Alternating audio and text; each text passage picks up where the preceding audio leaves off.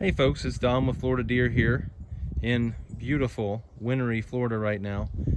The temp outside right now is 73 with about 40 something percent humidity, so it's a beautiful day to do some tractor work, and I'm about to head down to a neighbor's house to do some stump grinding.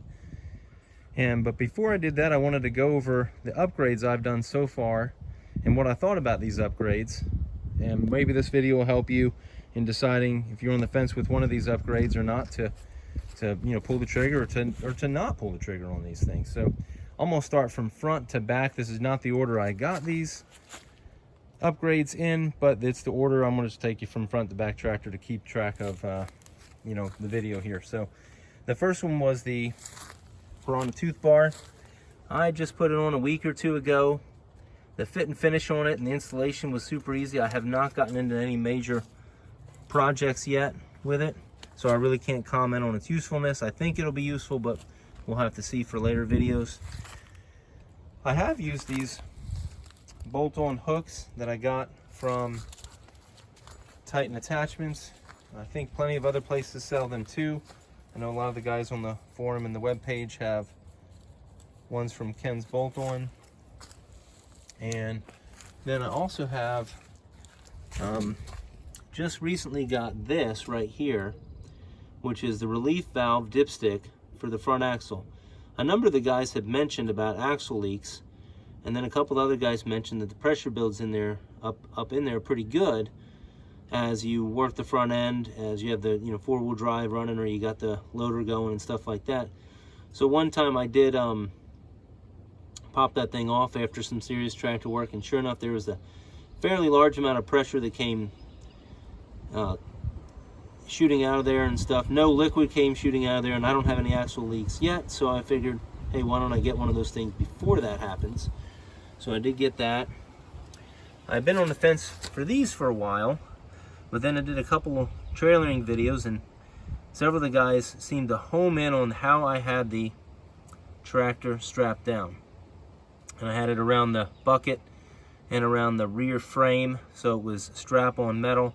So what I decided to do was get these, and like I said, I've been on the fence, but those videos, or the response to those videos, kind of pushed me to get these. And also I'll kind of cheat and go to the back here. I also got that clevis hitch to run one of the straps through there. And it doesn't hook. I mean, I guess I could hook it, but I only have one point of contact in the back so far, and I'll get into that in another video. But so that was, these weren't terribly expensive. You can get these with steps on them and all sorts of other things. Muds Custom has a bunch of them. There's probably some other places that carry them too, but I'll post the link that I've done. Another upgrade was replacing the sorry coupler caps that Deere has when you get the tractor. These are a lot thicker and more substantial than the ones they have, and they were, oddly enough, the same colors that I'm used to.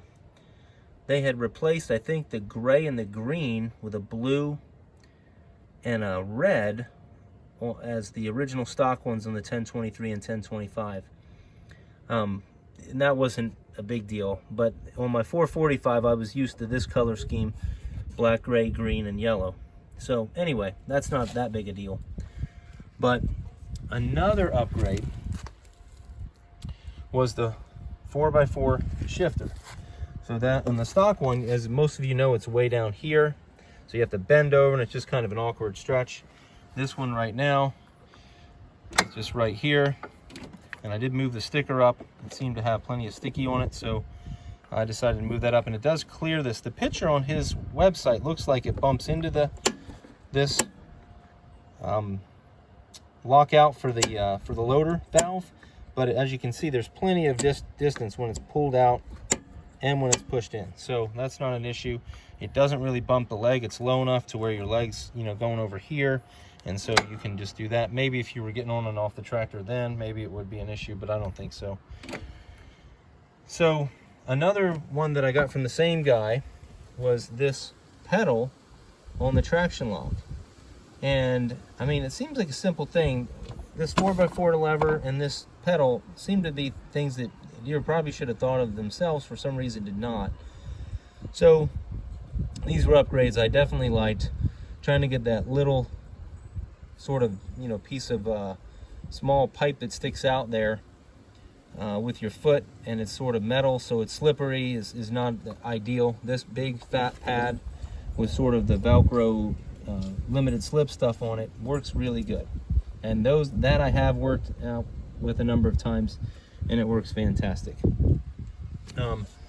Another one was the addition of these lights. I just had these lights left over from another project and had never used them on the other project, so I just decided to throw them up here, and I just got a pigtail from the extra feed that was back here from the 1025s. There was a spare one because this one was a 1023, and then also the work light right there, added that as well.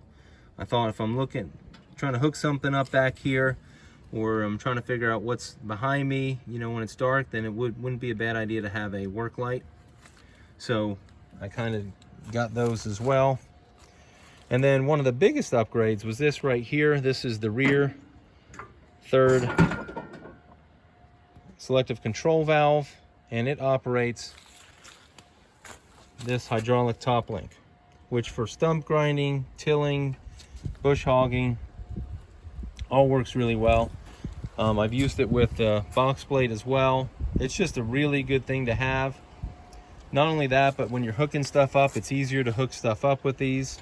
I had a quick hitch once. I didn't really like it, and I've never really had an issue hooking up 3-point equipment, so I ended up selling it and just using this, and the top link really does well with that. And then if you need to clean stuff out underneath, if something gets stuck like on a tiller or a box or a bush hog or something, it's easy to tilt that thing all the way up, and then you can get under there without having to get on your back and get under, you know, a 300-400 pound implement to clean it out when you're jerking on it and stuff like that, trying to get sticks or rocks out or whatever. Seems kind of like an unsafe thing. And then the other thing I got was a second toolbox. I mean, this kind of seems like something sort of obvious, but it was cheap, or reasonably cheap. And I know a lot of guys do their own custom things, and the idea was to find something that I could, you know, that would be similar size, just so I could put stuff in, because this, you know, one toolbox is just not enough. I mean, these aren't bad sized toolboxes, but you know, they're not huge either, so having a second one was a big help. And then the lights, I had actually went almost a whole year without taking off my lights, and then ended up, you know, taking them off in one project I was doing at a customer's house. So I just replaced it with these. I think these things were like 20 bucks. I put magnets on them, so then if they get hit, they can just fall off, or if I need to, you know, rotate them one way or the other. It works pretty good. Haven't taken them out or anything. There's probably different ways to do the light bar thing, but these seem to work pretty well. And that pretty much wraps up most of the upgrades that I've done. I don't plan on doing a whole lot more. I may do some mirrors at some point in time, although I really haven't. I know a lot of guys like to do those things, but I haven't really had an issue with needing to do that, I don't think. Can't think of anything else. That is pretty much it.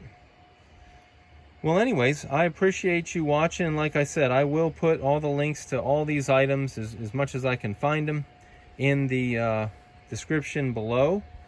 And if you like this video, please hit the like button, and please subscribe too. That'll help the channel out as well. Have a good day. Bye.